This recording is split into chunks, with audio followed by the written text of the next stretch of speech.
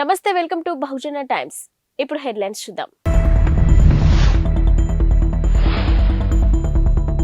అయోధ్య చేరుకున్న చిరంజీవి రామ్ చరణ్. ప్రాణ ప్రతిష్ఠ సుముహూర్తం 84 సెకండ్లే. అయోధ్య ఆలయంలోని పాత విగ్రహాన్ని ఎక్కడ ఉంచుతారంటే, దేశంలోని చారిత్రాత్మక ఆధ్యాత్మిక నగరం అయోధ్య ఒక ప్రత్యేకమైన శోభతో మెరిసిపోతుంది. అయోధ్య బాలరాముడి ప్రాణ ప్రతిష్ఠ కార్యక్రమం నేపథ్యంలో ఆధ్యాత్మిక శోభను సంతరించుకుంది. ఇక నగరం మొత్తం దేశం నలుమూలల నుంచి వచ్చిన భక్తులతో నిండిపోయింది. దేశంలోని ప్రముఖులు, సెలబ్రిటీలు అందరూ అయోధ్యలోనే ఉన్నారా అనే పరిస్థితి అక్కడ ఉంది. ఇక తాజాగా మెగాస్టార్ చిరంజీవి, ఆయన భార్య సురేఖ, తనయుడు రామ్ చరణ్ అయోధ్యకు చేరుకున్నారు. అయోధ్య ఎయిర్పోర్ట్ లోని కార్యక్రమ నిర్వాహకులు వారికి స్వాగతం పలికారు. అనంతరం అక్కడి నుంచి వారు భద్రతా సిబ్బంది మధ్య బస ఏర్పాటు చేసిన ప్రాంతానికి బయలుదేరారు. ఇక ఎయిర్పోర్ట్ లో చిరంజీవి మాట్లాడుతూ, అయోధ్య బాలరాముడి ప్రాణ ప్రతిష్ఠ వేడుకల్లో పాల్గొనడం పూర్వజన్మ సుకృతంగా భావిస్తున్నానని చెప్పారు. తాను ఎంతో భక్తితో కొలిచే హనుమంతుడే తనకు ఆహ్వానం పంపినట్టుగా ఉందని పేర్కొన్నారు. సర్వాంగ సుందరంగా ముస్తాబైన అయోధ్య రాముడి రామ మందిరంలో బాలరాముడి విగ్రహానికి మరి కాసేపట్లో ప్రాణ ప్రతిష్ఠ జరగనుంది.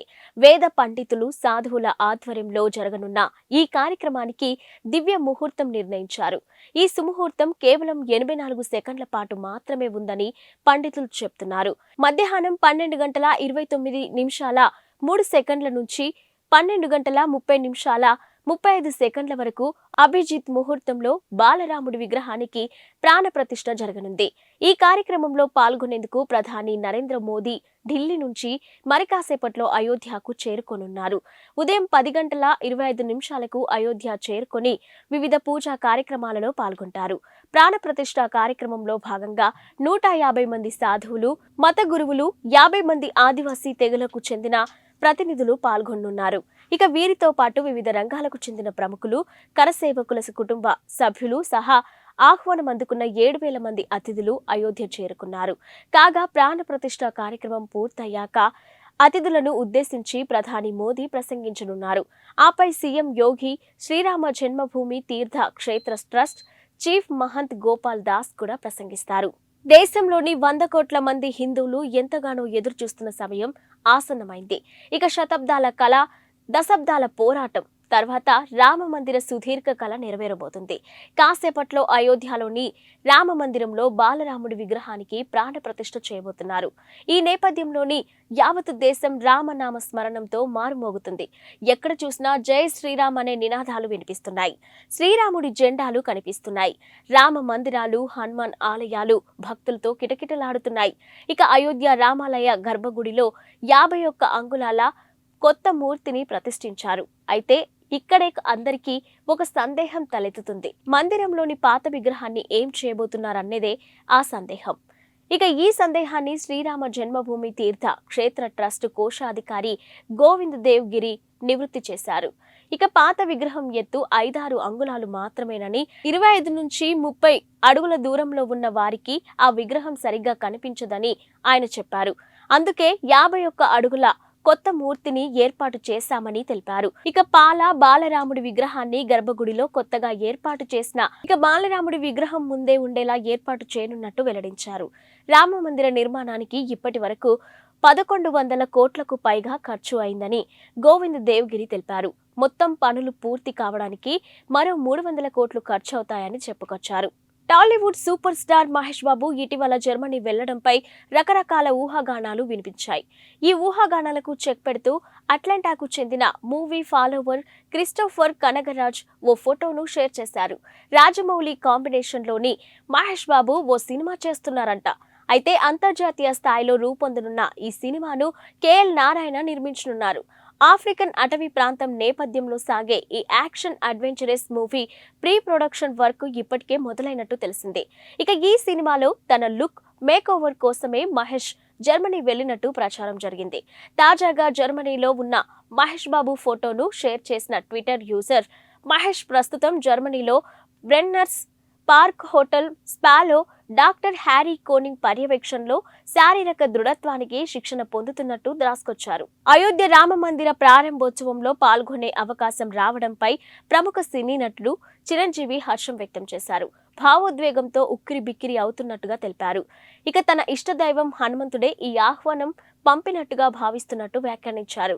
విగ్రహ ప్రాణప్రతిష్ఠ కార్యక్రమం ప్రత్యక్షంగా వీక్షించే అవకాశం దక్కడం ఎంతో అదృష్టంగా భావిస్తున్నానని అన్నారు. ఇది చరిత్రలో చిరస్థాయిగా నిలిచిపోయే కార్యక్రమమని, తనకు ఈ క్షణాలు జీవితాంతం గుర్తుంటాయని వ్యాఖ్యానించారు. ఇదంతా ఆ భగవంతుడి ఆశీర్వాదమని అన్నారు. ఇక రామ మందిరంలో బాలరాముడి విగ్రహ ప్రాణ ప్రతిష్ఠ కార్యక్రమానికి దేశవ్యాప్తంగా సినీ, రాజకీయ ప్రముఖులు హాజరవుతున్న విషయం తెలిసిందే. ఇప్పటికే పలువురు ప్రముఖులు అయోధ్యకు చేరుకున్నారు. ఇక టీడీపీ అధినేత చంద్రబాబు, జనసేన అధినేత పవన్ కళ్యాణ్ అయోధ్యకు వెళ్లారు. 500 ఏళ్ల ఎదురు చూపుల తర్వాత ఈ కల సాకారమవుతుందని పవన్ వ్యాఖ్యానించారు. నేటి మధ్యాహ్నం 12:20 జరిగే ప్రాణ ప్రతిష్ఠ కార్యక్రమానికి దేశం నలుమూల నుంచి 7,000 మంది ప్రముఖులు హాజరవుతున్నారు. ఇక ముఖ్య అతిథిగా ప్రధాని నరేంద్ర మోదీ స్వయంగా ఈ క్రతువులో పాల్పంచుకుంటారు.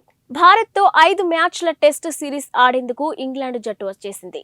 ఇక నిన్న శంషాబాద్ విమానాశ్రయంలో అడుగుపెట్టిన ఇంగ్లీష్ ఆటగాళ్లకు ఘన స్వాగతం లభించింది. ఇక ఆటగాళ్ల నుదుటిన తిలకం దిద్ది ఆహ్వానించారు. ఇందుకు సంబంధించిన వీడియోను ఇంగ్లాండ్ బోర్డు తమ అధికారిక ఎక్స్ ఖాతాలో పంచుకుంది. 5 టెస్టుల సిరీస్లో భాగంగా ఈ నెల 25న హైదరాబాద్లోని రాజీవ్ గాంధీ అంతర్జాతీయ క్రికెట్ స్టేడియంలో తొలి టెస్టు ప్రారంభమవుతుంది. రెండో టెస్టుకు విశాఖపట్నం వేదికగా కానుంది. ఇక కాగా విమానాశ్రయంలో క్రికెటర్లను చూసిన అభిమానులు వారిని తమ సెల్ ఫోన్లో బంధించేందుకు పోటీపడ్డారు. ఇంగ్లాండ్తో తొలి 2 టెస్టుల్లో భారత జట్టును బీసీసీఐ ఇప్పటికే ప్రకటించింది. భారత్, ఇంగ్లాండ్ జట్లు చివరిసారి 2021-22లో తలపడ్డాయి. ఇక ఆ సిరీస్లో 2-2తో డ్రాగా ముగిసింది. ఇక ఇంగ్లాండ్తో తొలి 2 టెస్టులకు ప్రకటించిన 16 మందితో కూడిన భారత జట్టులో విరాట్ కోహ్లీ కూడా ఉన్నాడు. అతడు మరో 152 పరుగులు చేస్తే టెస్టుల్లో 9,000 పరుగులు సాధించిన 4వ భారత ఆటగాడిగా చరిత్ర సృష్టిస్తాడు. నేడు జరగనున్న అయోధ్య శ్రీరామ మందిర ప్రారంభోత్సవానికి దేశవ్యాప్తంగా రాజకీయ, సినీ ప్రముఖులు హాజరవుతున్నారు. ఇప్పటికే కొందరు అయోధ్యకు చేరుకోగా మరికొందరు ఇవాళ ఉదయం అక్కడికి చేరుకుంటారు. ఇక టీడీపీ అధినేత చంద్రబాబు, జనసేన అధినేత పవన్ కళ్యాణ్, సూపర్ స్టార్ రజనీకాంత్ కూడా అయోధ్యకు చేరుకున్నారు. ఇక అయోధ్యలోని టీడీపీ అధినేత చంద్రబాబు నాయుడు ఇప్పటికే పలు ఆలయాలను సందర్శించారు. పండితులు చంద్రబాబును సత్కరించి తీర్థ ప్రసాదాలు అందజేశారు. 500 ఏళ్ల ఎదురు చూపుల తర్వాత ఈ కల సాకారమవుతుందని జనసేన అధినేత పవన్ కళ్యాణ్ వ్యాఖ్యానించారు. ఈ కార్యక్రమంలో పాల్గొనే అవకాశం రావడం అదృష్టమని అన్నారు. తెలుగు రాష్ట్రాల నుంచి పలువురు ప్రముఖులు కూడా ఈ కార్యక్రమానికి హాజరవుతున్నారు. కాగా మధ్యాహ్నం 12:20 బాలరాముడి ప్రాణ ప్రతిష్ఠ కార్యక్రమం నిర్వహిస్తారు. ఈ కార్యక్రమానికి సంబంధించి దేశవ్యాప్తంగా 7,000 మంది ప్రముఖులకు ఆహ్వానాలు వెళ్లాయి. ముఖ్య అతిథిగా ప్రధాని నరేంద్ర మోదీ పాల్గొంటారు. జనవరి 22 దేశం యావత్తు గుర్తుంచుకోదగిన రోజు. ఆ మాటకొస్తే చరిత్ర పుటల్లో చిరస్థాయిగా నిలిచిపోతున్న రోజు. నేడు అయోధ్యలో జరగనున్న రామయ్య ప్రాణ ప్రతిష్ఠ కార్యక్రమంతో దేశంలో పండుగ వాతావరణం నెలకొంది. ఈ వేడుకను కనులారా చూడాలని దేశం నలుమూలల నుంచి ఇప్పటికే వేలాది మంది అయోధ్యకు చేరుకున్నారు. అసలు అయోధ్య రామయ్య మందిరానికి ఎందుకంత ప్రాధాన్యం? రామయ్య నడియాడిన అయోధ్యలో మళ్లీ పూజలందుకోబోతున్న శ్రీరామచంద్రమూర్తికి సంబంధించి అయోధ్యలో ఎప్పుడు ఏం జరిగిందనేది ఓసారి చరిత్రను తిరిగేసి చూద్దాం. 1526 పానిపట్ యుద్ధంలో ఇబ్రహీం లోడీని ఓడించిన బాబర్ ఇండియాలో అడుగుపెట్టాడు. దీంతో మొఘలులు సామ్రాజ్య పాలన ప్రారంభమైంది. ఇక అతడి జనరల్లోని ఒకరు ఈశాన్య భారతదేశాన్ని జయించిన సమయంలో 1528లో అయోధ్యలో పెద్ద మసీద్ను నిర్మించి దానికి బాబ్రీ మసీదుగా పేరు పెట్టి బాబర్ను ప్రసన్నం చేసుకున్నాడు. ఇక మసీదు వెలుపల హిందువులకు పూజించే వెసులుబాటు కల్పించారు. ఇటీవలే టీడీపీని వీడి వైసీపీలో చేరిన విజయవాడ ఎంపీ కేశినేని నాని నిన్న అమృత్సర్లోని పవిత్ర సిక్కు ఆలయం గోల్డెన్ టెంపుల్ ను సందర్శించారు. స్వర్ణ దేవాలయం వద్ద కుటుంబ సభ్యులతో కలిసి తీసుకున్న ఫోటోను షేర్ చేసిన నాని గత సాయంత్రం ఆలయాన్ని సందర్శించి అందరూ ఆరోగ్యంగా, సంతోషంగా, సుఖ సంతోషాలతో ఉండాలని ప్రార్థనలు చేసినట్టు తెలిపారు. గత కొంతకాలంగా టీడీపీతో అంటిముట్టనట్టుగా ఉంటున్న నాని ఇటీవల ముఖ్యమంత్రి వైఎస్ జగన్ సమక్షంలో వైసీపీలోకి చేరారు.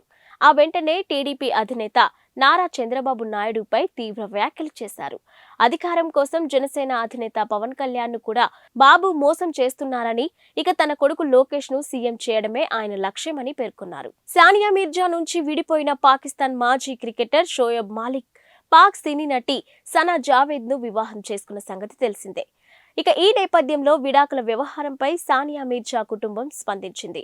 పాకిస్తాన్ నటిని పెళ్లాడిన షోయబ్ జీవితం సాఫీగా సాగాలని ఆకాంక్షిస్తూ షోయబ్తో సానియా విడాకులు ఎప్పుడు తీసుకున్నది వెల్లడించింది.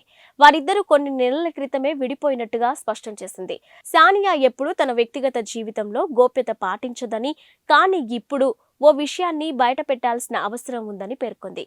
సానియా మీర్జా షోయబ్ కొన్ని నెలల క్రితమే విడాకులు తీసుకున్నట్టు స్పష్టం చేసింది. షోయబ్ కొత్త ప్రయాణం సంతోషంగా సాగాలని సానియా ఆకాంక్షించినట్టు తెలిపింది. తమ గోప్యతను గౌరవించి ఊహాగానాలకు దూరంగా ఉండాలని అభిమానులను సానియా కుటుంబం అభ్యర్థించింది. ఇవి ఇప్పటివరకున్న బులెటిన్ అప్డేట్స్. Keep watching.